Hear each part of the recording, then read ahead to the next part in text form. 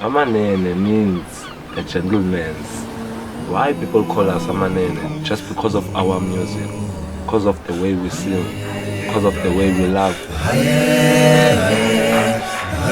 We must bring back the cream. Again, we're still young, we're fresh. Blood is still flowing here. We're trimmers, big trimmers. Just because we don't trim ourselves working here every day. We trim off a good life. It's the bond that we have together. We cannot ever split and stop singing. Nobody can stop us. Because we're gonna keep pushing and pushing and pushing and pushing and pushing and pushing until God comes down.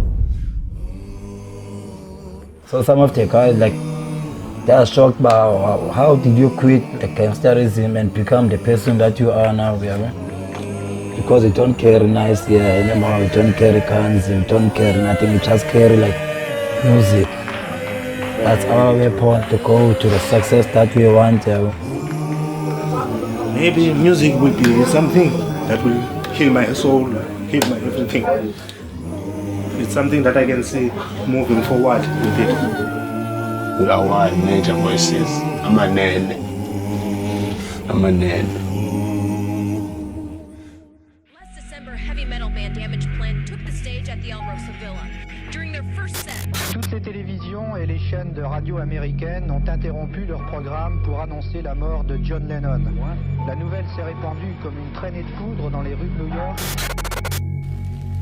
Tupac Shakur dead in Las Vegas, ironically, on this Friday the 13th.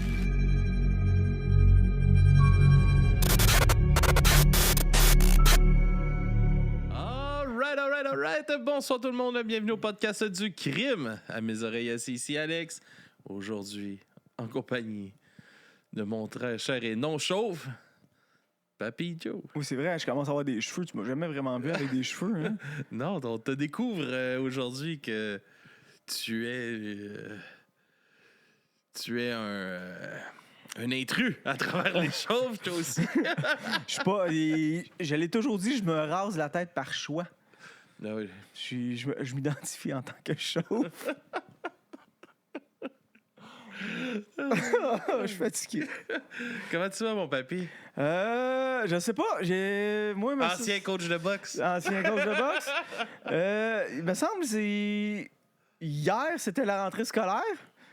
Là, j'ai cligné des yeux, puis là, on est rendu au mois d'octobre. Ouais, déjà, hein, c'est fou. Ça a passé vite. vraiment extrêmement vite. C'est ce qui me fait penser, il va falloir aller réveiller Green Day. Wake me up before September ends. Je chante les bonnes paroles. Je m'en souviens pas aussi. Juste fallait que je le plug parce qu'on était le 1er octobre. Là. Non, fait que là, aujourd'hui, Papy Joe, de quoi qu'on parle, de quoi qu'on jase, ça a du crime à mes oreilles. Ben, je vais commencer par lire mon texte. Ça va m'aider. Ah, ça l'introduit. Oui. T'as écrit ton introduction? Ben, je le fais à cette heure. J'essaie d'être professionnel. J'essaie d'être professionnel. Ben, bonsoir, mes audiophiles. Audiophiles, est-ce que tu sais ce que ça veut dire? Oui, les adeptes de trucs audio, du son. C'est comme un pédophile, mais au lieu d'aimer les enfants, il aime la musique. Ouais. Fait que ça reste légal. Le sujet de cet épisode sera un dossier important qui me tient à cœur. Ouais. Qui est mi-cœur et âme. Je me penche sur l'histoire d'un groupe qui a marqué l'histoire de la musique et un personnage qui a marqué l'industrie du spectacle. On va parler des Doors. Les Doors! Est-ce que tu sais c'est qui les Doors? Je connais les Doors. C'est bon. Toi, Camille, est-ce que tu connais les Doors? Elle me fait signe d'un pouce positif. Positif! Toi, Pickle, est-ce que tu sais c'est quoi les Doors? Pickle, c'est un chien. Il connaît pas les Doors. Puis là, je viens de réaliser que son nom, il y a un dessin animé qui s'appelle Mr. Pickles. OK. Puis c'est un chien satanique. Ah, nice. Puis il tue du monde dans l'émission. Je t'enverrai ça, c'est bon. Mr. Pickles, c'était que. Puis les gens, en plus, l'intro, c'est super gros death metal. De... Mr. Pickles! C'était écœurant. Il se promène, puis il zigne des ours, genre, en faisant des ablutions sataniques, là. C'était bon. Il y a eu, je pense, 3 saisons. Tu nous montreras ça. Hein, Ah, Papy? ouais, ça va me faire plaisir. Je viens d'allumer. Fait qu'on retourne aux Doors. Yes, les Doors. C'est un groupe fondé en 1965. Ils ont sûrement été accusés de satanistes, eux autres aussi. Là. Non, j'ai pas vu ça. Pas encore. J'ai pas où est-ce qu'on est rendu. Là. C'est déjà le 60 ans. C'est fou, hein? C'est fou. Le temps passe tellement vite. Puis, en fin de compte, ça va être mon 2 cents sur les Doors. Il n'y a aucun groupe, je trouve, qui ont repris ce son-là. Le plus proche que j'ai trouvé des Doors qui avait ce son-là, ben, même là, il n'y avait pas le son, mais je pense que la mentalité puis la construction genre de la musique, c'était Typo Négative. Puis même eux autres, je trouve, aujourd'hui, il n'y a pas personne qui leur ressemble aussi. Fait que vous direz, c'est comme un style qu'ils ont eu. C'est correct au moins qu'ils ressemblent pas au gars. Là. À Jim Morrison ou... non, de type... Typo Négative? Ouais. Mais il n'y a rien fait de mal. Mais non! C'est pour ça qu'on a fait un épisode là-dessus. Ouais, là. mais il n'y avait rien... C'était Il y tout avait rien fait de douteux, mal. mais il n'y avait rien fait de mal. Ouais. C'était C'était tout douteux. Il n'est jamais allé en prison. Ouais. Hein? Il a juste posé pour Playgirl, puis après ça, il l'a regretté en sachant que 80% de l'auditoire de Playgirl, c'était des messieurs. Mais quand même, c'était un beau grand monsieur ténébreux. Fait qu'on revient à The Doors. Allez écouter l'épisode. Je me rappelle pas c'est quoi le numéro, là, mais allez l'écouter. Je pense que c'est le 3e épisode. C'était un des premiers. Là. Ouais, ça fait longtemps. Hein? C'était un des épisodes que, justement, je pense que tu m'avais posé cette question-là, genre quel épisode je referais, puis c'était celui-là, pour donner plus honneur à Typo Négative. Ouais. C'est vrai, je les aime. Ouais, pense ça. On revient à The Doors. Première partie. Première partie, je spécifie parce que... La deuxième partie va être au moins dans un mois. Je sais pas si on le voit ici. Un ouais, petit peu, ouais. on le voit un petit peu. Je vais revenir à la fin sur le livre. Sur ma source. La source. Ben, une des sources, parce que c'est toujours mieux d'avoir plus qu'une source pour confirmer certaines choses. Fait que les Doors, formés de Robbie Krieger à la guitare, de John Densmore au drum, Raymond Ray, on va l'appeler Ray en général, Manzarek au clavier, et Jim Morrison. Je pense que, genre, vous savez c'est qui Jim Morrison. Le groupe s'est dissous en 1973. Fait que toute bonne chose a une fin. Et on va apprendre que la fin est arrivée vite pour ce groupe-là, étrangement. Ils laissent derrière eux 9 albums. J'aime mieux dire 8, mais la discographie dit 9. On a en 1967 l'album éponyme de Doors. Et aussi, dans la même année, Strange Day. En 68, Waiting for the Sun. En 69, The Soft Parade. En 70, Morrison Hotel. 71, LA Woman. Et aussi, 71, même année, Other Voice. C'est le premier album sans Jim. 72, Full Circle. 78, An American Prayer, Jim Morrison, un album hommage au petit Jimmy. Mais c'est comme... Il considère comme un album des Doors, mais techniquement, c'est comme juste comme des reprises. C'est rendre hommage. Fait que moi, je le considère pas vraiment comme un de leurs albums. Un album officiel. Ouais, c'est ça. C'est plus comme une compilation. C'est sûr qu'on va parler du groupe dans son intégralité, mais l'accent sera évidemment, veut pas, sur le beau Jimmy Morrison. Le beau bonhomme. Le beau bonhomme Jim Morrison. Qui a, je crois, pas toujours été le beau bonhomme Jim Morrison, non? Avant même la création du groupe, Jim avait un casier judiciaire. Il fut arrêté pour des petits vols et de l'exhibitionnisme. Un jour, il était sur le toit de l'université et il pissait sur les passants. Juste comme... Champion! On commence léger. Mais un fait cocasse, je l'avais marqué, Jim Morrison, il était pas toujours beau bonhomme. C'était un petit gros. Puis encore, là, je veux pas faire de la grossophobie, là, mais c'était juste un petit gros, pas très attrayant. Mais un été complet à faire du LSD, Ça a l'air que ça te shape un body de beau bonhomme. Tu perds du poids, hein? Tu perds du poids, tu maigris vite. Fait que c'est là qu'il a commencé à avoir sa shape, qu'il a relativement gardé jusque... Bon, il n'y a pas de secret jusqu'à sa mort, qui est quand même assez prématurée. La formation des Doors naît de la rencontre entre Jim Morrison et Ray Manzarek le 8 juillet 1965. Morrison retrouve Ray sur une plage de la côte californienne à Venise et lui fait écouter quelques textes qu'il a écrits, dont Moonlight Drive, My Eyes Have Seen You et Summer Almost Gone. C'est ce que je trouve qui fit avec aujourd'hui, hein, on est en train de finir l'été. Frappé par l'intensité des paroles, Ray propose à Morrison de former un groupe de rock mettant en musique ses textes. Et Jim accepte aussitôt. Au lieu de former un groupe, Ray l'intègre alors au groupe de Ray avec ses frères, Rick and the Raven. Fait que c'est comme... Tu sais, t'as déjà comme ton petit jam avec tes frères, puis là, tu décides de rentrer ce personnage-là un peu loufoque. Rick and the Raven est plus... Ça a marché. Rick and the Raven, que j'ai écouté, qui était bon, est plus un groupe de surf rock à la Beach Boy. Fait que, tu sais, en sachant qu'est-ce que les Doors ont fait plus tard. Surfing USA. Le groupe... Ouais, ça l'a encouragé quand même. Voyons, les Beach Boys, ils ont quand même chillé avec... voyons, là, c'est Manson. Oui, c'est vrai. Mais moi, je parle surtout du point de vue musical. Là. Je sais. Le groupe se sépare après une divergence artistique entre les membres originels et les nouvelles idées de Jim. Quel hasard. Commence alors l'aventure The Doors, qui a un son plus psychédélique et touche à plusieurs autres styles musicaux. Fait que The Doors, d'où vient-il comme nom de groupe? C'est quoi, d'après toi, le nom du groupe? D'où vient le nom de Doors? Il y avait une porte qui avait de la misère à ouvrir. Je m'attendais à comme de quoi de mauvais, mais pas aussi mauvais que ça. Je sais pas. J'ai dit ça la première affaire qui m'est venue dans la tête. De où ça vient, The Doors? Retrouve ma ligne.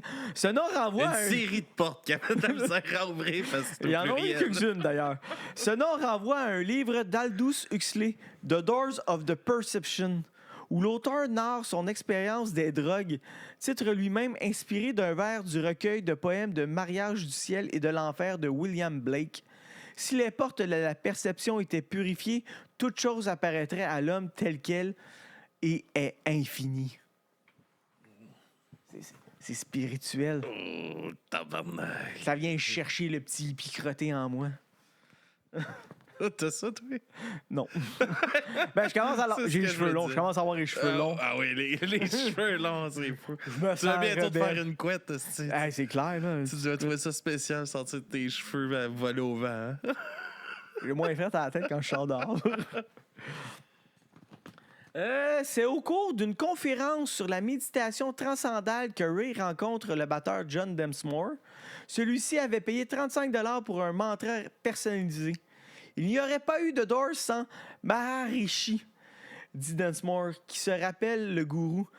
Ce mec androgyne sorti de petits contes de fées étranges et de qui émanait une vibration d'amour palpable. John, alors batteur du groupe de Psychedelic Ranger, impressionné par le charisme de Morrison et le potentiel commercial de ses textes, rejoint The Doors en août 65. Le groupe entre alors en studio pour enregistrer un démo de 6 titres: Moonlight Drive, My Eyes Have Seen You, Hello, I Love You, Summer Almost Gone and End of the Night et Go Insane. La session de 3 heures a lieu le 2 septembre 1965 dans le studio World Pacific Jazz.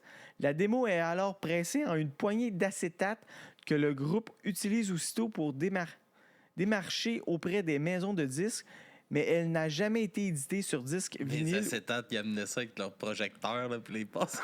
T'as une minute, j'allais l'expliquer, c'est quoi les acétates. Arrête de passer les étapes sur le disque vinyle ou cassette audio. Jeune, là, quand on était à l'école, là, avec le reste de projecteur. L'acétate, puis là, oh, des choses, puis là, ils écrivaient dessus. Non. Tiens, vos partitions, là.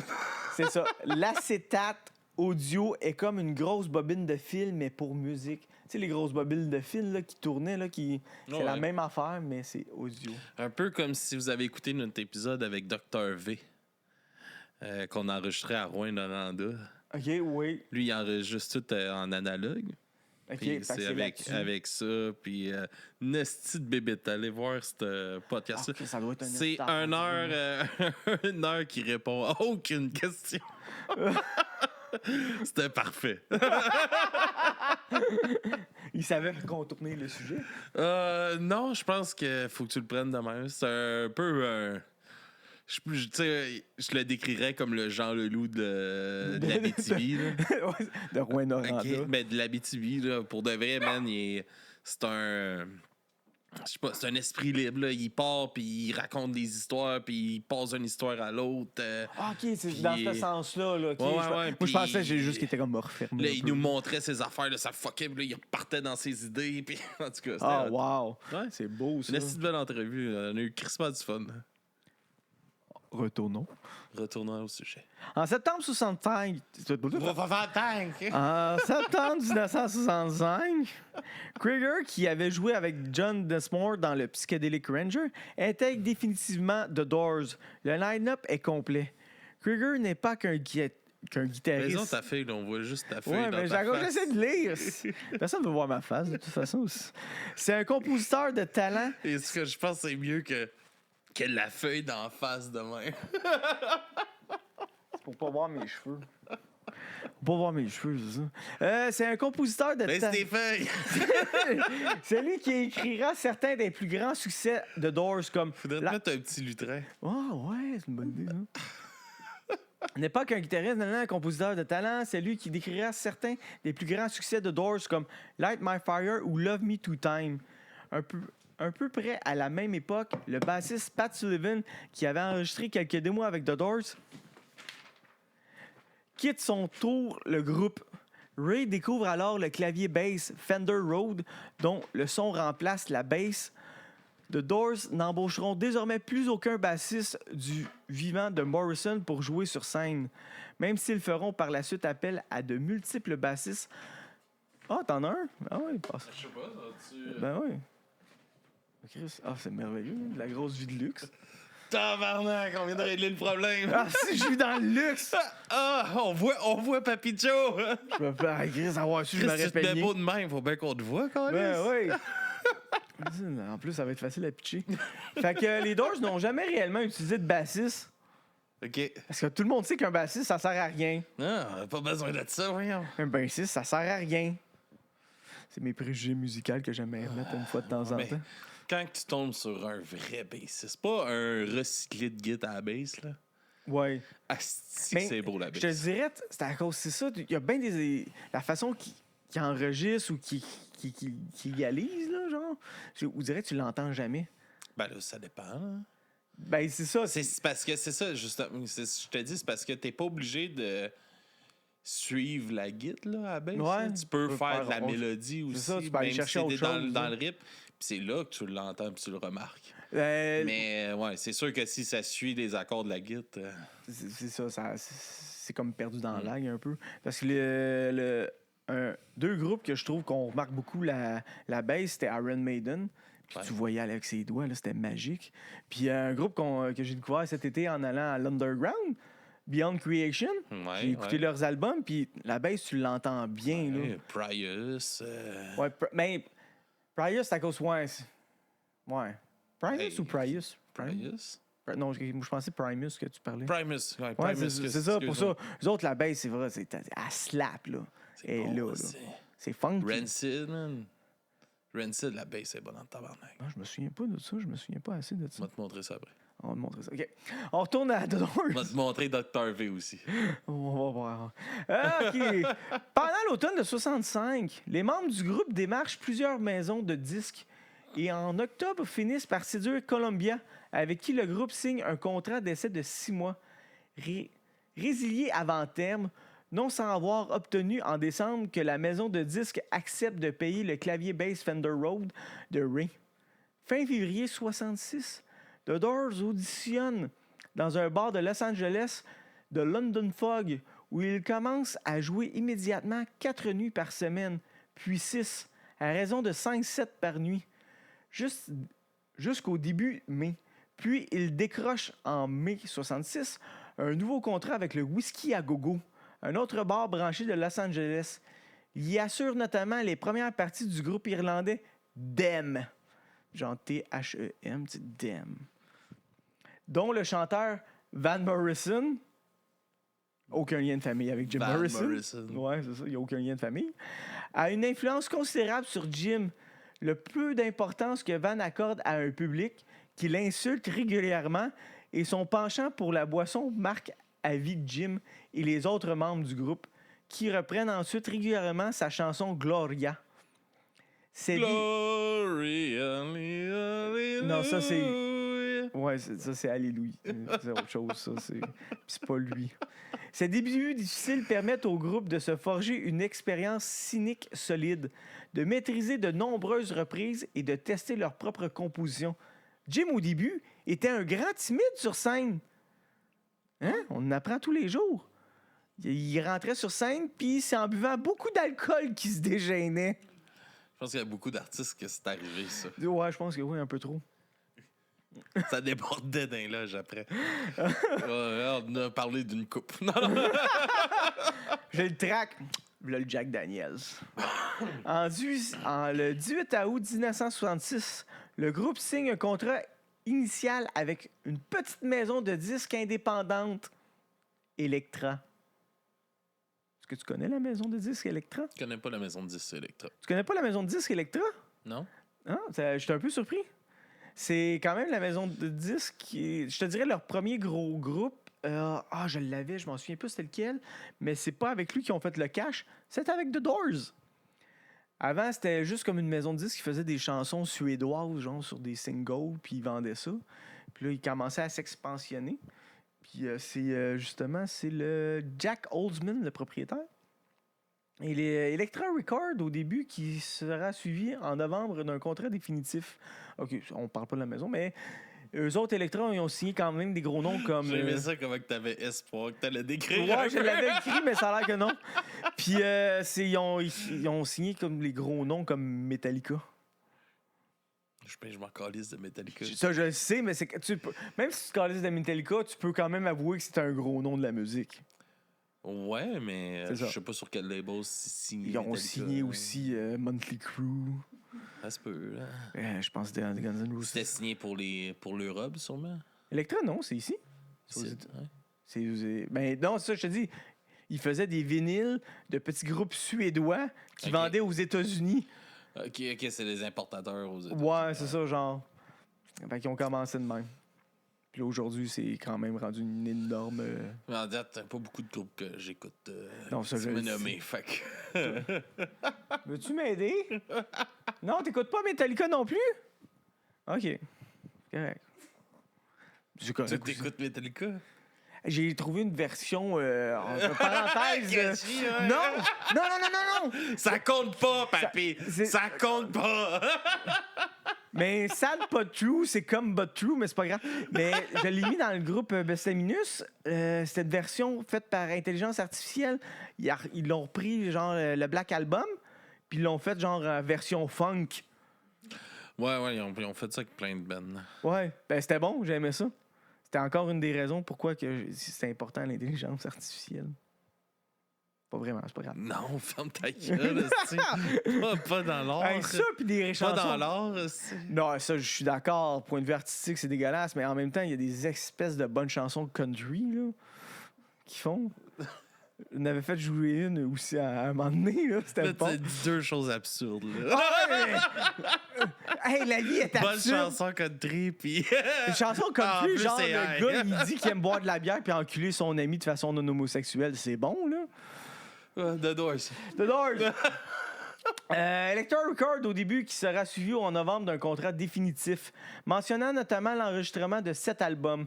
Le 21 août, lors d'une prestation en résidence au Whisky à Gogo, Jim Morrison, qui a avalé du LSD, No shit. No shit. Et sans doute inspiré par les écritures de Freud sur le complexe d'Oedipe, improvise des paroles sur la section musicale centrale de la chanson The End. Ils l'ont gardé, cette section-là. Quand tu écoutes The End, elle est quand même comme 10 minutes, si je me trompe pas, 7 ou 10 minutes. Puis il y a une section musicale, puis là, il commence à genre parler de sa poésie. Mais il y a une partie où est-ce qu'il dit « Father, yes son, I want to kill you. Mother, I want to fuck you. » Mais ils ont juste enlevé genre sur le disque, il fait juste dire « Mother, I want to. » Puis là, il crie, mais il dit pas « I want to fuck you. » Fait que, scandalisé, le patron du club jette le groupe dehors sans même leur laisser le temps de terminer le morceau. Ce premier incident Le premier incident inaugure une longue série de provocations transgressives. Elle devient caractéristique des Doors et contribue à forger la légende de Jim Morrison. Et on commence. On coche. Les déboires commencent. Les déboires commencent. Ça commence vite, pareil. Ouais, ça commence. Ça commence. On teste des covers. Mother, I wanna fuck you.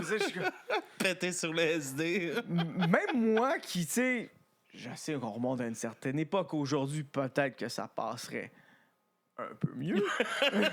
En guillemets. Mais, tu sais, je me sens que j'aurais pas été là. Non. C'est comme si je déciderais de chanter Criminel, genre de Garou, genre, avec le sourire d'en face. C'est comme nowhere comme ça, sans comme parler de la toune avant, genre. C'est comme, si j'en reviens pas, man, qui... Ouais, il a lu ce texte-là, puis lui, je vais aller te défendre ça. Il l'a pas défendu quand il a commencé à avoir des critiques, il a arrêté de la chanter.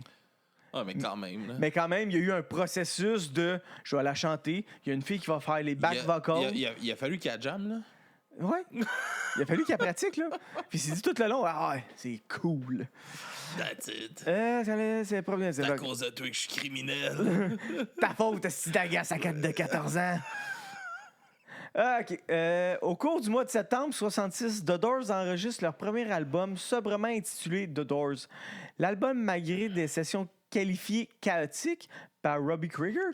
J'imagine, pour vrai, que ça devait l'être. Ben... Tu sais, je veux dire, il y a le côté... Il y a quand même... Ils l'ont enregistré en un mois seulement.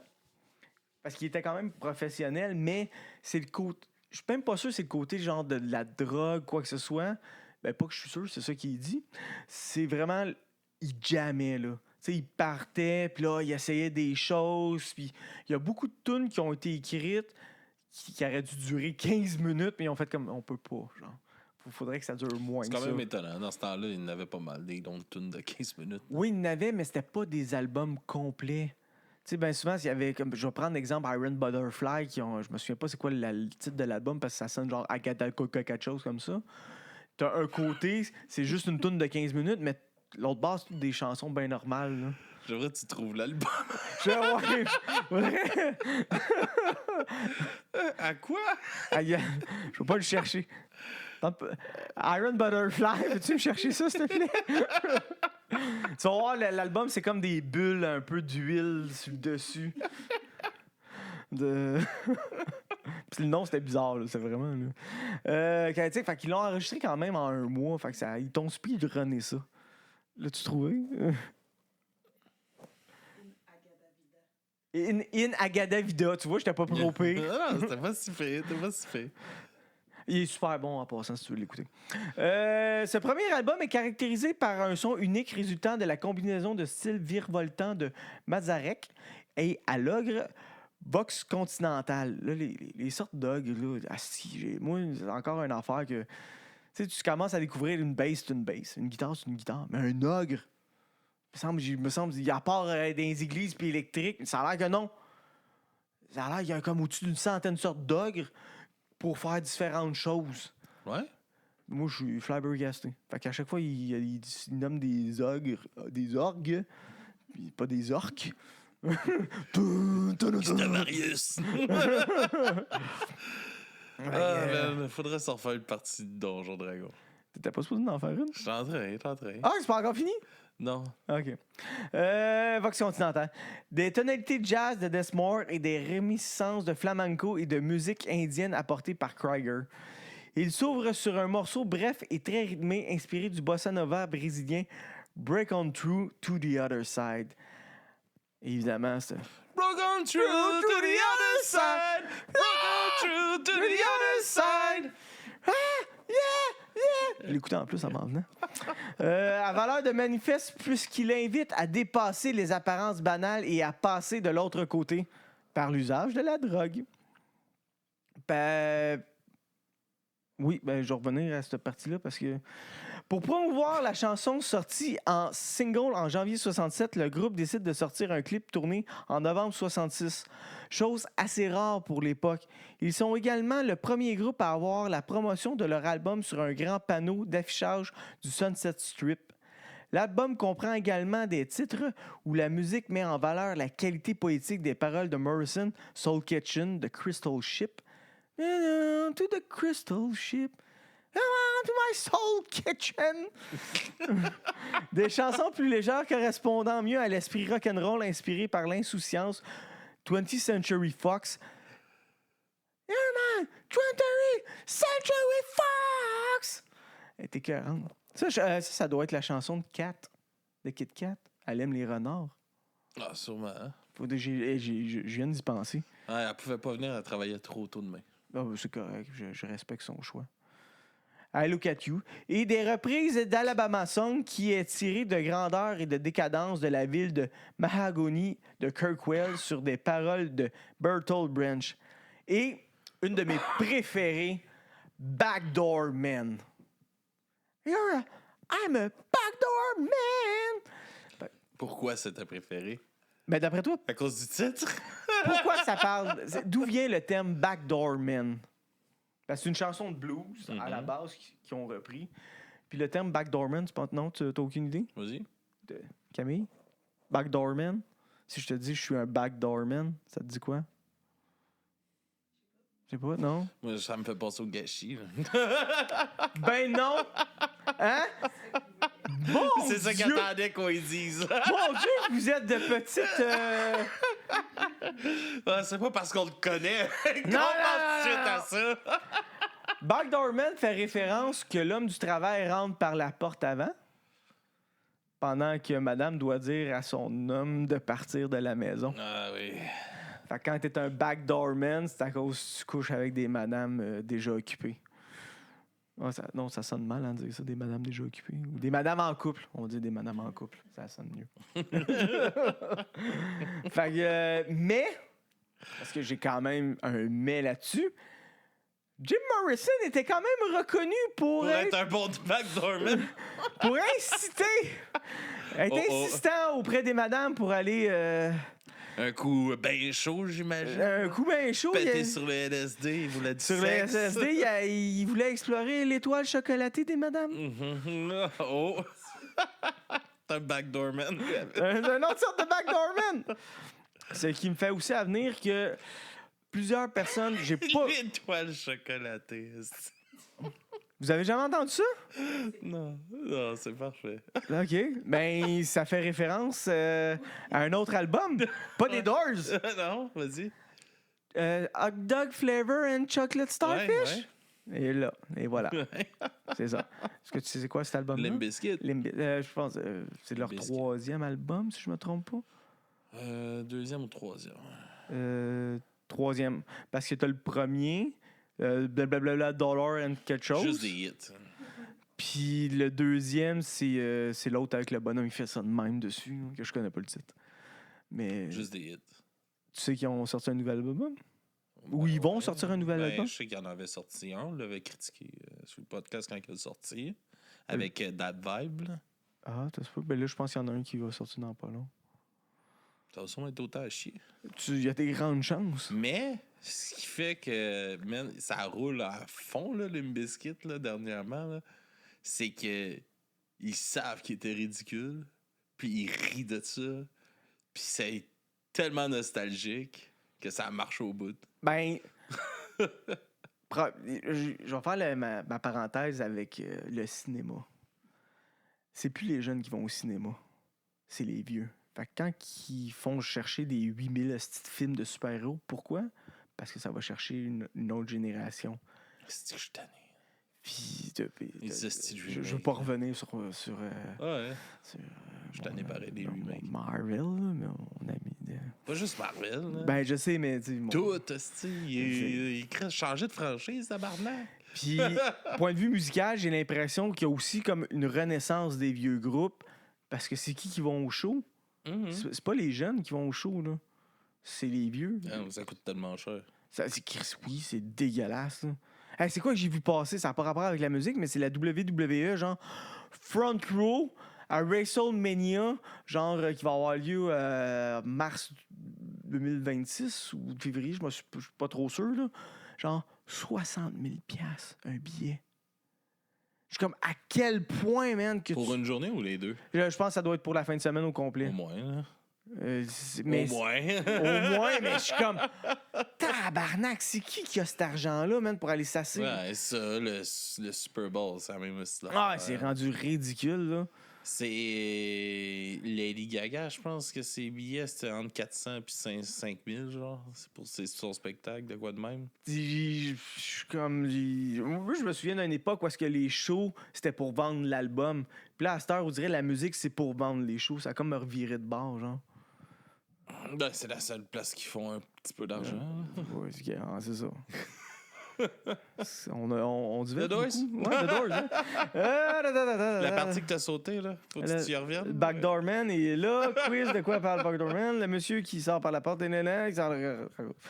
que le disque s'achève dans la longue composition de DN, dont l'atmosphère troublante s'intensifie grâce aux paroles à tour mystérieuses. Et comme je disais tantôt, ils ont censuré la petite partie que genre « Maman, je veux t'enculer ». Ou je veux te baiser, non, c'est plus je veux te baiser. Si l'album paraît le 4 janvier 1967, les critiques sont d'abord peu enthousiastes. Break On Through to the Other Side, avec en face B End of the Night, n'arrive pas à percer dans les charts, n'atteignant que la place 126 des charts américains. Certains de l'entourage des Doors parleront de flop commercial. Au cours du printemps, Richard Goldstein rédige un article élogieux où il écrit à propos de DN. Quiconque conteste la notion de littérature rock devrait méditer sur cette chanson.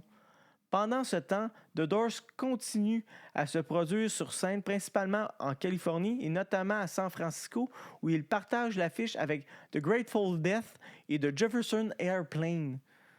Moi, je connaissais juste Jefferson Airplane, Grateful Dead. Je suis allé voir, puis c'était comme bouffe, c'est ordinaire.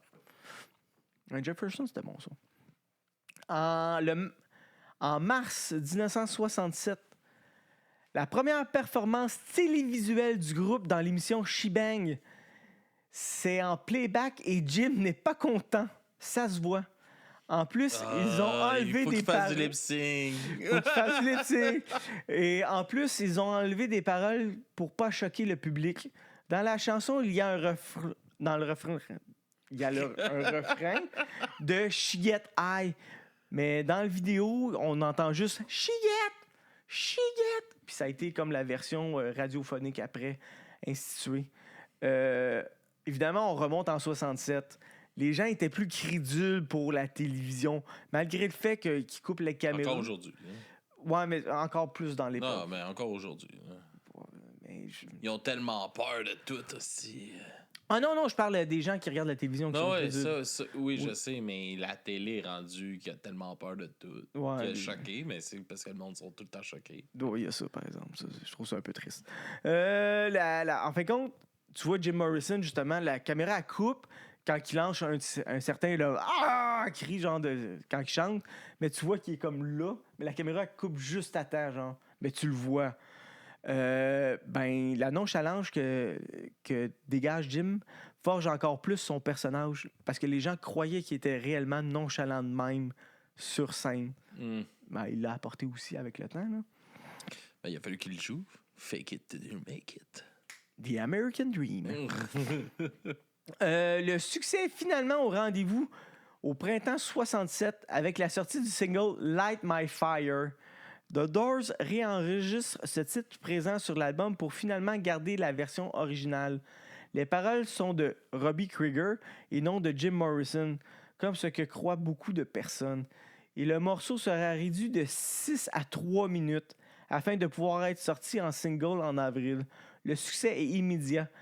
Dès le 29 juillet, Light My Fire, véritable hymne à l'amour fou, atteint le numéro 1 du Billboard et y reste pendant 3 semaines, devenant le titre culte des Doors. Et je confirme que Light My Fire, c'est quand même... je veux dire, tu chantes cette tune-là, le monde savent que c'est The Doors. Le groupe est alors acclamé à la fois par la presse adolescente, mais aussi par la presse intellectuelle, séduite par la qualité lyrique des paroles que les gens croient de Morrison, encore une fois. Il n'était guère fréquent de trouver un groupe de rock qui cita Blake, Brecht et Freud. Le 17 septembre 1967, The Doors se rendent à New York pour passer dans la très populaire émission télévisée Ed Sullivan Show, où ils interprètent notamment Light My Fire. La direction d'antenne exige cependant qu'ils modifient le vers We couldn't get much higher. Parce que ça faisait référence à la drogue, encore une fois. Susceptible C'est quand même drôle, ça. Ils sont... Oh, le mot high! Ah, ils avaient donné la drogue! Susceptible de choquer l'Amérique bien pensante. Morrison ne respectera pas les souhaits de la chaîne. Le groupe ne sera plus jamais invité à l'émission par la suite. C'est pendant ce séjour à New York que Joel Brodsky réalise les célèbres photos de Jim Morrison torse nu. C'est en noir et blanc. Mm-hmm. Il est tellement beau. C'est vrai qu'il est beau. J'ai besoin d'un Ses avis. petits cheveux frisés. Il y avait la gueule de l'emploi. Hein? Le LSD a fait sa job. Ces photos ont énormément contribué à façonner l'image d'effet Beb. C'est quoi ça? Wow! Je pense qu'il y a mal... Il y a mal quoi? Ça a mal corrigé. L'autocorrect, Ouais. des fois, je pense que ça l'a changé mon mot, mais... Qu'est-ce que ça a écrit? D'ébène. Son beau personnage, là, mais ça n'a pas... OK, de Morrison. Et a popularisé The Doors aux États-Unis. C'est aussi à New York qu'il prend le look qu'on le connaît aujourd'hui. Chemise blanche à froufrou et pantalon de cuir trop serré. Fallait que ça moule. Fallait que ça moule, mais il a volé ça d'un autre artiste. OK. Puis l'autre artiste, en fin de compte, c'est Dandy Warhol. J'ai toujours de la misère à dire son nom. Parce qu'il a rencontré Dandy Warhol là, puis il a fourré sa photographe de Dandy Warhol là, pour prendre d'autres photos en même temps. Fait que son voyage à New York a été très fructueux pour Jim Morrison. Il y a eu beaucoup de plaisir. Beaucoup de plaisir. En octobre 67, l'album The Doors et le single Light My Fire deviennent tous deux disques d'or. La sortie au même moment du deuxième album, Strangely, contribue à maintenir le groupe sur le devant de la scène. Certains trouveront ce disque beaucoup moins bon que le premier. D'autres y verront une réponse au Sgt. Pepper Lonely Hearts Club Band des Beatles. Sgt. Pepper Lonely Hearts Club Band des Beatles. C'est que l'album avec comme, tu sais, il y a comme plein de personnes dessus. Mm-hmm. Ça a quand même... je sais pas, j'ai pas rien trouvé vraiment que c'était ça. J'ai pas vu ça là-dedans. C'était juste dans le Wikipédia qui en parlait. Puis j'ai comme... Ça me sonne bizarre d'essayer de tasser les Beatles quand c'était juste au deuxième album, là. Ouais, des fois, ça monte à la tête. Ben, ouais, mais en tout cas, il avait l'air encore un peu sobre de ce point de vue-là. Puis moi, je l'ai trouvé meilleur que le premier. Mm-hmm. Avec la description, vous allez peut-être comprendre pourquoi. Quoi qu'il en soit, Strange Day s'exprime au travers de plusieurs titres. Une sensation de malaise, de perte d'identité, de solitude qui s'accentue au fil de l'album. Ça me rejoint un peu plus. Strange Day commence l'album et Strange Day, la chanson est pas nulle de l'album. Ça me ressemble un peu plus. Il rapporte une idée de jour étrange, comme une histoire d'amour en perdition. Your Lost Little Girl accentue cet aspect en plus de montrer la fin de la relation tumultueuse. Et je vais ramener Your Lost Little Girl, c'est juste un terme quelconque qui parle pas réellement de jeune fille. Parce que sinon, je l'aurais mis dans l'autre épisode d'avant. Elle aurait passé. Ah, il aurait passé. T'avais été vérifié, quoi, là? Oui, j'étais allé vérifier les paroles. Love Me Two Times serait comme une demande d'un amour à son amour parti et perdu. Malgré tout, le titre reste parmi les plus romantiques et célèbres du groupe. Unhappy Girl laisse percer un sentiment d'urgence et d'imminence comme Horse Latitude, poème musical strident qui se teinte même d'agressivité. Sur le titre culminant des impressions de mort, le poème écrit par Jim Morrison pendant ses dernières années de lycée décrit l'épouvante de chevaux jetés à la mer par des marins pour alléger leur navire. C'est une pratique faite à une certaine époque. Tu avais des chevaux, tu avais de la misère, le bateau tanguait. Ben, le poids de surplus, il allait faire un petit tour dans l'eau. Ils ont fait la même chose aussi avec certaines personnes qui traversaient l'Afrique pour aller faire des champs de coton aussi. J'imagine. Ouais, j'avais vu une scène que justement, ils font comme, ouais, ben, mets l'ancre au cou de lui, les autres vont suivre. Fait que l'ancre tombe dans l'eau, puis le bateau... Ils sont tous attachés après. Ouais, puis le bateau se vide comme ça, c'était assez traumatisant. Puis c'est ça. C'est triste aussi comme situation. Malgré le fait que People Are Strange rythme l'histoire, le disque s'achève avec un goût amer. I Cannot See Your Face in My Mind est comme le premier opus sur une longue composition presque apocalyptique, avec une introduction de riff de Ring sur son Vox continental, When the Music's Over, où Morrison exprime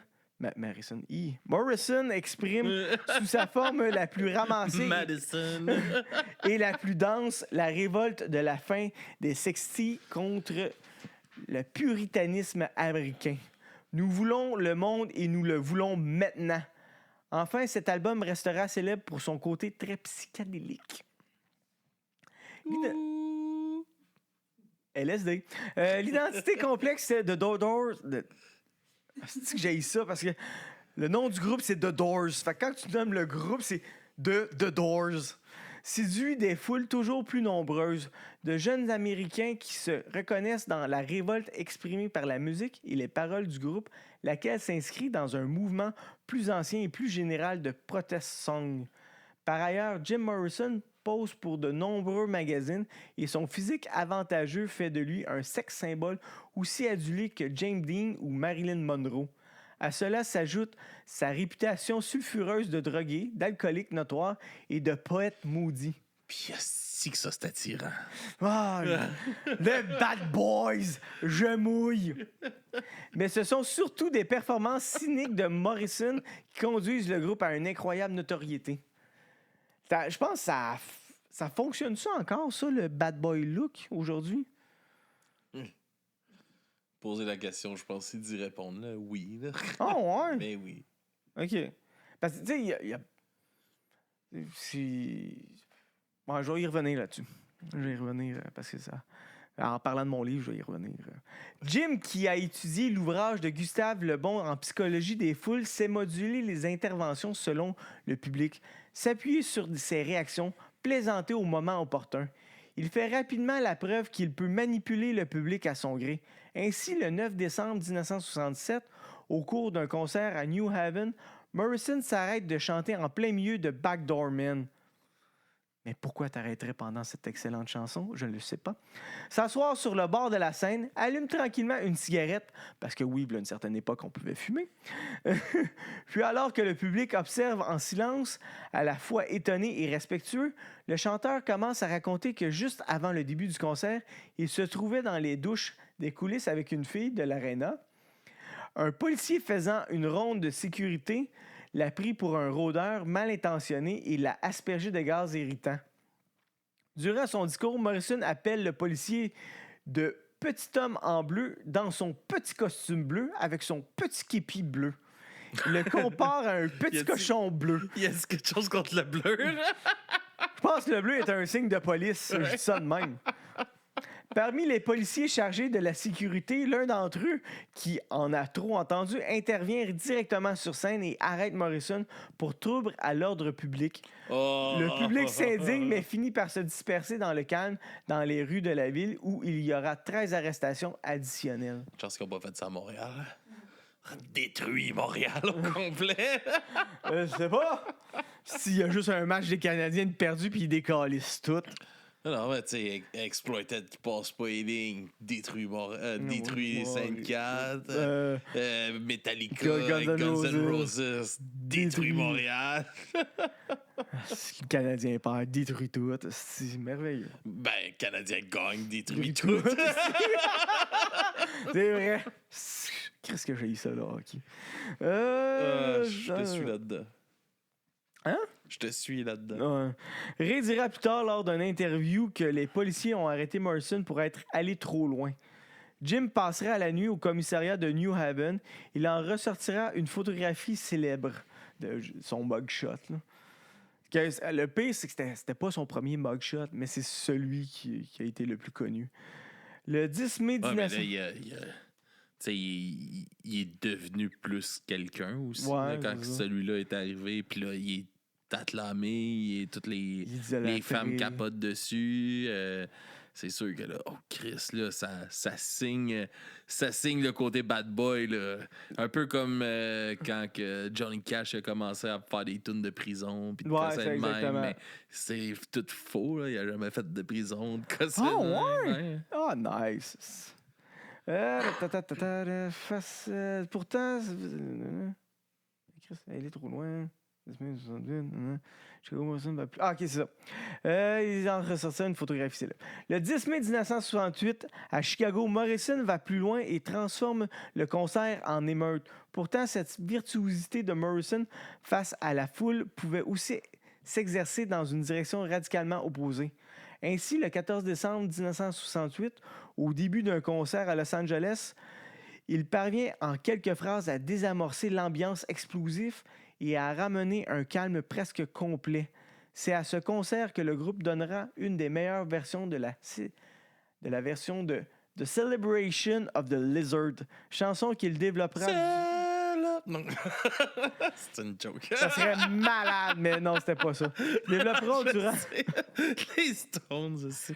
Mais ça serait fucking drôle. Hein. Me semble Jim Morrison qui chante ça. Celebration of the Lizard! Chanson qu'il développera durant l'enregistrement du prochain opus Waiting for the Sun.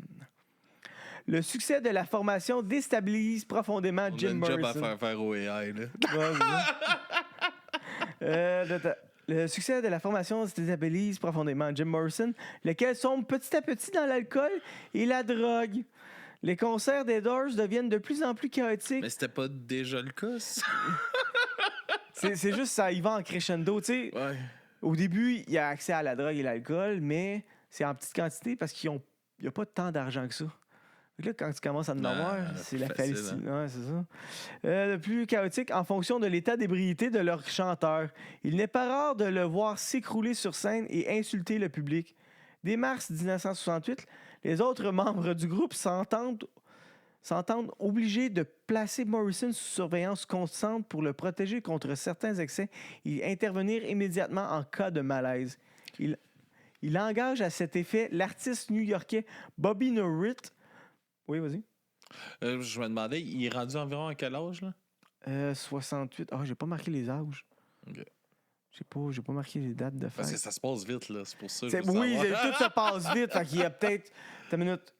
Parce qu'à 27, bye-bye, là. Fait que... Ouais, fait qu'il devait peut-être avoir genre 25, genre même avant. Là, peut-être 23, 24. Fait qu'il était pas si vieux que ça, là. Il est mort en 71. Fait que, ouais, 24. Ah, yo! Merci, recherchiste. D'autres membres du groupe se sentent obligés. Fait qu'ils ont engagé un artiste new-yorkais, Bobby Norwitt. Au printemps, The Doors enregistrent leur 3e album, Waiting for the Sun, mais les tensions s'avivent au sein du groupe et plusieurs disputes éclatent. Le chanteur est souvent absent ou imbibé et n'hésite pas parfois à arriver en studio accompagné d'amis rencontrés lors de ses soirées arrosées. C'est quand tu as de l'argent. Là. Il y a aussi les difficultés techniques du studio. Ainsi, après de longues discussions, le groupe décide de supprimer la très longue chanson The Celebration of the Lizard qui devait occuper une face entière de l'album et lui donner son nom. Seule la section centrale du morceau sera conservée sous le titre Not to Touch the Earth. L'album change au passage de nom et devient Waiting for the Sun. Bobby Norrit se cachera sous les prétextes de la surveillance de Morrison pour réaliser un film en noir et blanc pour le clip de Not to Touch the Earth. Mais le chanteur des Doors n'est pas dupe et pour s'en débarrasser, il décide de ne pas sortir Not to Touch the Earth en single avant de le virer. Fait que, tu sais, c'est un artiste, il filme en cachette avec son sel. Avec son sel, Ça, je me son dis, sel, là, c'est grosse c'est une affaire. affaire gros de même, là, genre subtil. J'enregistre pas! Ça fait 3 fois que t'as craignes ta caméra. Pour me dégourdir. Faut pas qu'elle en crasse faire tourner l'huile. Non, mais hein, ça te pète sur un mood, ça. Toi qui avais une idée artistique. Ouais, c'est ça. Putain, mon esti, tu me fais mon trou de cul, t'as T'es reviré. Ouais, non, mais faut que je te surveille. Donc, bon. Démotivé en panne d'inspiration, Morrison renacle de manière de plus en plus marquée. Robbie Krieger complète l'album avec 3 titres de sa plume. Wintertime Love, Spanish Caravan, Yes the River No. Puis Wintertime Love, je la connaissais pas, puis elle est vraiment bonne.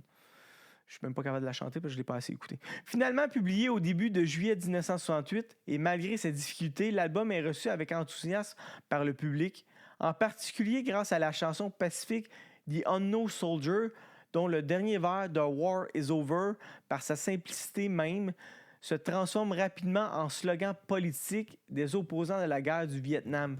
Parce que oui, on est en pleine guerre du Vietnam, puis le monde ne veut pas y aller au Vietnam. La presse... Guerre sans raison. Ouais. Il n'y avait pas rapport là. Non, il n'y avait pas rapport là. C'était comme, je te dirais, c'était leur première guerre sans raison. Là. Après ça, il se trouvait une raison qui s'appelle du pétrole, là, mais ça, c'est une autre affaire. La presse sera beaucoup moins favorable, mais le magazine Crowd Daddy décrit l'effet de la chanson. La foule des adolescents libérant plusieurs mois de frustration, exultant en hurlant dans les allées « La guerre est finie!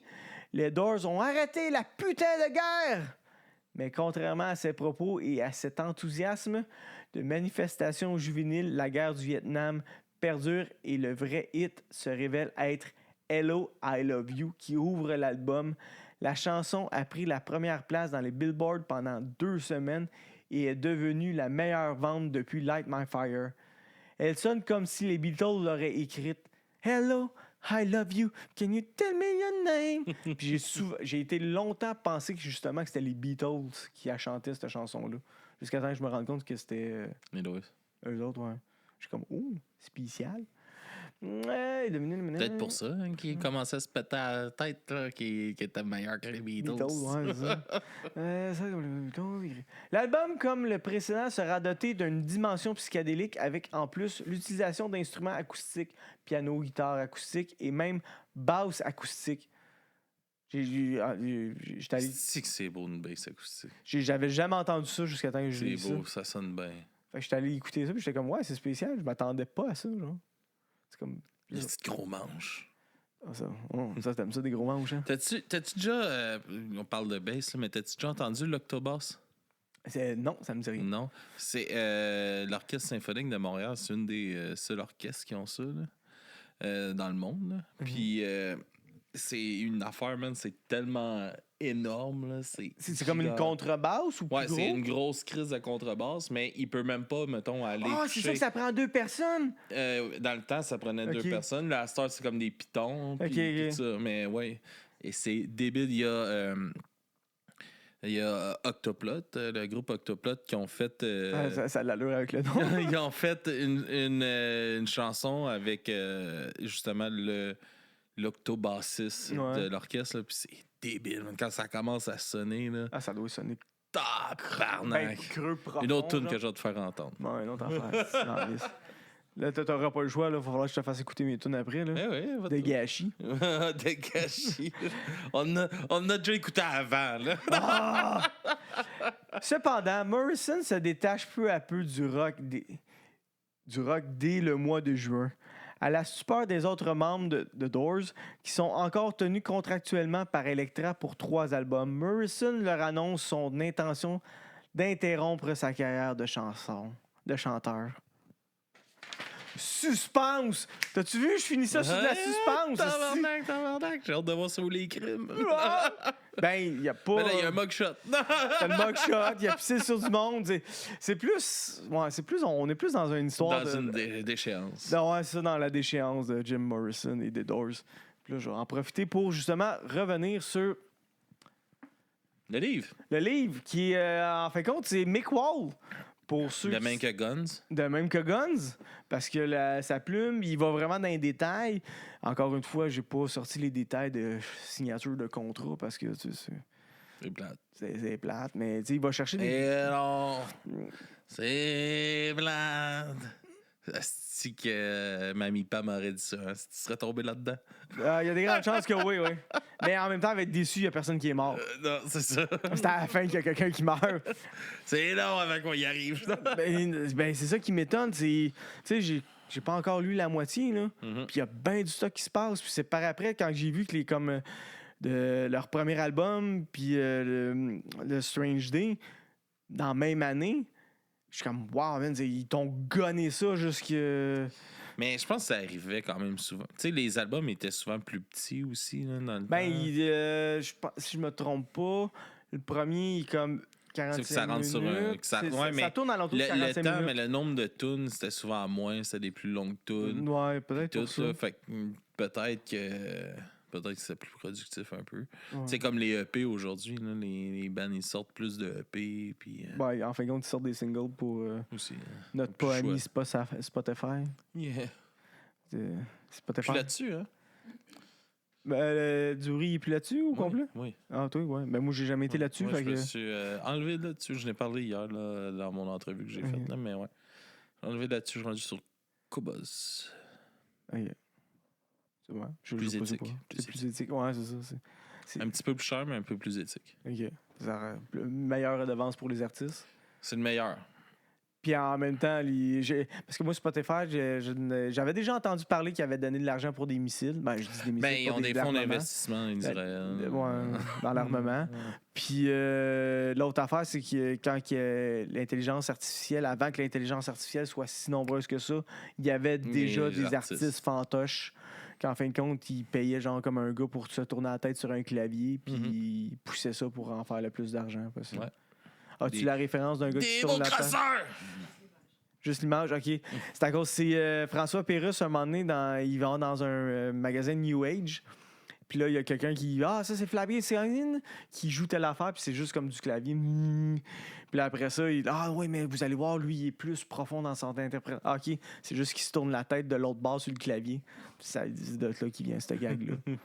Il fait plein de jeux de mots avec genre. Avec les gadons ça, genre, ça va me coûter cher. Enfin, de même. François Pérusse. Fait que ton livre. Fait que, oui. Pas mal dit ce que j'avais à dire.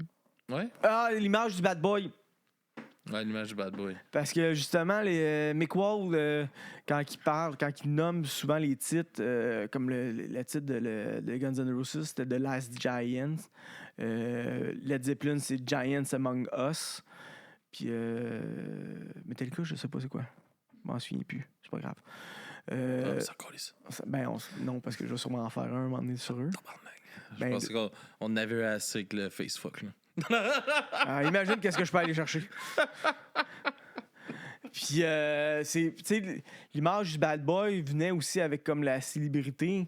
Fait que je trouve, comme des grosses vedettes comme ça, selon moi, il n'y en aura plus autant. Il va y en avoir des vedettes encore, là. Mais aussi gros que ça, aussi marquant que ça, je suis pas sûr. Il y en a, je pense. Qui vont marquer leur époque? Les vedettes musicales, je pense. Ben oui, mettons, en ce moment, là, Taylor Swift, mettons. Hein. Ben, pour vrai, là, c'est une immense affaire, là. Ouais, mais tu Elle, penses... elle va marquer. Ben oui. Attends une minute. Dans 10 ans, tu penses qu'on va encore écouter sa musique? Je pense que oui. Ah non, 10 ans, c'est pas assez. Parce qu'on écoute encore Britney Spears. Non, mais je pense J'écoute que... encore les Spice Girls. Non, mais là, tu parles de marquer son époque. Là. Ouais, mais marquer... Ça va marquer... C'est sûr et certain Ben, que ça va je pense marquer que c'est son le point époque. de vue artistiquement, ça va-tu... C'est juste qu'il n'y a plus il y aura plus de... Il n'y aura plus de succès qui vont être long terme comme c'était. Là, Ouais, ben mettons. c'est dans ce sens-là. Mais que il je parle. va y avoir des artistes qui vont marquer leur époque. Ça, Ouais. c'est sûr à 100%. Parce que, tu sais, mettons juste elle, là, Taylor Swift, qu'est-ce qu'elle fait? Il n'y a pas d'autres artistes en ce moment qui font ça. Ah non, il n'y a pas d'autre artiste qui prend un avion pour aller à la pharmacie. Non, mais tu sais, tout ce qu'elle fait, comment que le monde. C'est sûr qu'à un moment donné, je vais en parler de elle. Là. C'est tellement whack. Là, je vois des affaires passer. Genre, les filles, en général, c'est des adolescentes. Là. Mais tu sais. Non, c'est pas juste des adolescents. Ben, moi, qu'est-ce que je vois en général, c'est des adolescentes. Là. Genre, sont assis dehors. Pourquoi c'est des adolescentes que tu vois? Ben, je sais pas, moi, c'est peut-être parce que... Qu'est-ce que tu fais, Papy Joe? Je veux dire, c'est ça. Ça doit être leur public cible, c'est les adolescentes, là, je sais pas. Non, je pense pas. Ou des jeunes femmes, là, whatever, là, mais en tout cas, ça va l'air jeune. Là. Puis ils sont assis dehors parce qu'ils pouvaient pas se payer genre les billets pour rentrer dans le stade. Puis là, genre, il y a une toune qui part, puis ils se mettent à brailler, genre, les trois. J'ai une amie, elle a fait un release parce que je pense un nouvel album ou je sais pas trop quoi qui sort. En tout cas, il y avait de quoi qui sortait, une affaire spéciale. Puis là, il y avait un release que tu pouvais acheter des albums qu'elle allait autographier, des vinyles autographiés, puis tout ça. Puis c'était le prix, je pense, normal. Là, OK, c'est ça, c'était un one-shot deal. Ouais, mais c'est comme une prévente spéciale, puis tout ça. Puis tu pouvais acheter ça, puis elle n'a pas été capable de l'acheter, puis elle a pleuré. Fait que, tu sais, c'est comme... C'est intense, là. C'est pas juste les petites filles, là. C'est, tu sais, elle écoute des chansons, tu sais, elle l'écoute, mettons, en live sur YouTube, puis ça les fait pleurer, là. C'est n'importe quoi, là. OK, c'est ça. Non, mais ce que je veux dire... J'étais comme, c'est normal? Pour moi, dans ma tête, c'est pas normal, mais là. c'est qu'elle touche... Ce que je veux dire, c'est qu'elle touche tellement le monde... vraiment profondément. Il y a quelque chose en crise qui se passe. Moi, ça me rejoint pas. Puis je te confirme, ça me rejoint pas. Là. Puis tout, mais je comprends le... Ah non, moi, je comprends pas. Je m'excuse, je comprends pas. Ouais, mais tu sais, je peux comprendre que le monde il se rattache beaucoup. C'est vrai, elle a une histoire aussi, je pense, qui est intéressante. Elle n'a pas eu facile là, non plus comme artiste. Là. Elle s'est fait avoir. Il a fallu qu'elle rachète tous les droits de ses chansons, qu'elle réenregistre tout. C'est intense là, ce qu'elle fait, puis elle le fait. T'sais. Oui, mais c'est sûr, gars, je vais sûrement me ramasser un moment donné sa biographie, genre au comptoir familial. Là. Puis je vais me gâter, là, mais c'est ça. Moi, je comprends. J'ai de la misère avec les. Mais c'est que le problème, c'est que c'est comme rendu quasiment sectaire. C'est ça le problème. Ouais, c'est ça. C'est peut-être là qu'on va aller aussi. C'est peut-être ça On va se faire ramasser. Ah, man, ça va être magique. C'est que ça va être fun. Pour une fois que ça sera pas un vieux je me suis fait rire là, cette semaine avec mon raciste là, qui disait... Ouais, ça venait de où, ça? Ouais, de la France, là, sûrement. Là. C'est un Français. T'as un sodomite au sang putride. Mais ouais, ça me fait rire. C'est encore sur notre podcast avec Laurent de Biru. Il y a tellement du monde. Des choses, ça... Tu sais, on est rendu, là, ça fait plus de 200 épisodes qu'on a enregistré. Ouais, c'est ça, j'ai écrit, ça remonte à 2 ans, une affaire de même. Là, ça pop. Puis, man, le monde réagisse encore, puis il se fait... Le monde sont méchants, là. Ça n'a pas d'allure. Ça calisse que c'était raciste. Il y a deux grandes personnes qui ont parlé à propos d'Internet. Umberto Eco, qui dit que les réseaux sociaux ont donné le même droit de parole à un imbécile qui a un prix Nobel. Parce que, je veux dire, tout le monde peut parler. Là. Mais ça, c'est correct. Là. Non, mais c'est une liberté. Moi, je suis pour la liberté d'expression totale. Là. Fait que j'ai pas de trouble. J'ai pas de trouble avec ça. Mais j'ai pas de trouble à te traiter d'imbécile non plus. Là. Ouais, mais. Moi, c'est juste question. Je pense pas que personne devrait moins avoir le droit de parole qu'un autre. Là. C'est pas parce que t'as un prix Nobel que t'es pas un enculé. Là. Ouais, non, ben. Il y en a beaucoup de prix Nobel qui ont viré coucou en estime. Voyons donc, de quoi tu parles? Non, c'est plus. Oh, il reste pas tout à terre, là, reviens-en. C'est plus la question. C'est juste quand je vois, genre, comme, je sais pas, comment il s'appelle? Le pharmacien, genre, qui défend quelque chose. Puis là, t'as un antivax. Non, fais tes recherches! Pourquoi toi, t'as le droit de dire ça, genre? Liberté d'expression totale. Ouais, c'est ça. Je suis pour ça. Puis l'autre, c'était... J'aime bien mieux qu'ils le disent puis que je sache que c'est un tata qui se ferme la gueule puis je le sais pas. Ouais, mais en même temps, tu donnes le droit de vote à ça. Ah oui. Puis check qu'est-ce que ça donne. Ah ouais, ça a botter le cul d'aller voter, ceux-là qui sont pas pour Chris, si le monde irait voter. T'es sûr de ça? Ben, je pense que ça pourrait changer les choses, oui. Ah ouais, ok. Je suis pas aussi... les taux de participation, c'est pas des... C'est pas... Non. C'est pas fou, là, fait que... Peut-être qu'il fallait prendre un peu... aller tripoter le fond du baril pour remonter. Puis l'autre personne qui a dit une belle phrase, c'est à propos d'Internet, c'est Mike Tyson. Les gens sont rendus trop en sécurité en arrière de leur clavier. Ah, ça, oui. C'est ça. Ça, oui. Fait que... Yes. Chris, on a dit... On finit-tu là-dessus? On va finir là-dessus. On finit là-dessus. Papi Joe, merci. Merci pour ça. La suite dans un mois? J'ai essayé avant. Est-ce qu'on peut dire de quoi pour la prochaine fois que tu fais une série? De même? Avant qu'on enregistre le premier, écris-en 2. Fait que non, mais ce que je veux dire, c'est qu'après ça, on va pouvoir l'enregistrer, puis ça va quand même te donner un mois pour enregistrer. Pour faire les autres. Pour faire. En même temps, on va rester aussi dans l'adrénaline du moment. Ouais, les gens n'auront pas le temps d'oublier. Ouais, c'est ça. Les gens oublient vite. J'oublie vite. Exact. Puis des épisodes séparés. Des épisodes séparés, c'est pas le best. Non. Ben, je trouve des fois aussi, ça fait trop, genre.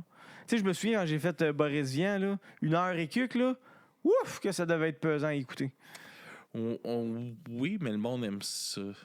Pour de vrai, le monde aime moins. Il y a moins de monde qui vont écouter une partie 2 qu'un long épisode. Ah, ok. Bon, je vais essayer de faire attention.